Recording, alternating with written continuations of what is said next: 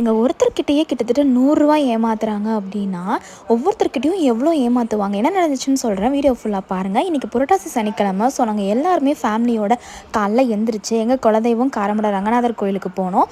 So போயிட்டு பார்த்தீங்கன்னா முன்னாடி அவ்வளோ பெரிய க்யூ. கிட்டத்தட்ட நாங்கள் போகும்போதே மத்தியானம் 1-1:30 கிட்ட ஆயிடுச்சு. அப்போவுமே அவ்வளோ க்யூ நின்றுட்டு இருந்தாங்க.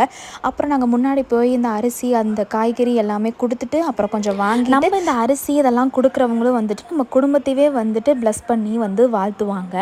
அப்புறம் வந்து அந்த சங்கு வந்து ஊதுவாங்க. சங்கு ஊதி அந்த சாவடியை வந்து அடிப்பாங்க. அது வந்து ரொம்பவே நல்லது.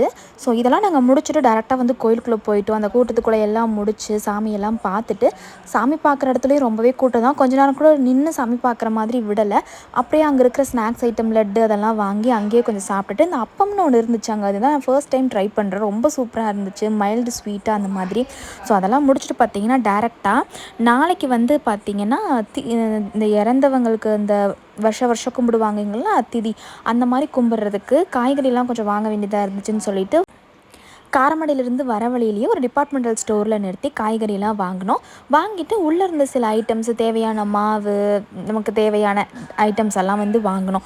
வாங்கிட்டு பில் போட்டு செக் பண்ணும்போது தெரிஞ்சுது, ஒரு பச்சை மிளகாய்க்கு வந்துட்டு கிட்டத்தட்ட ரூ. 100 கிட்ட பில் போட்டிருந்தாங்க. நாங்கள் அவ்வளோ பச்சை மிளகாயை எடுக்கலை.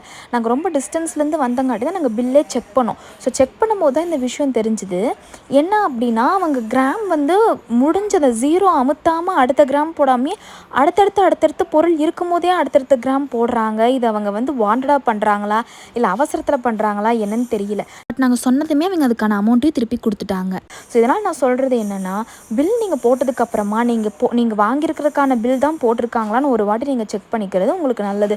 ஸோ இந்த மாதிரி vlog வீடியோஸில் உங்களுக்கு பிடிக்கும் அப்படின்னா மறக்காம சேனலை சப்ஸ்கிரைப் பண்ணி வீடியோ லைக்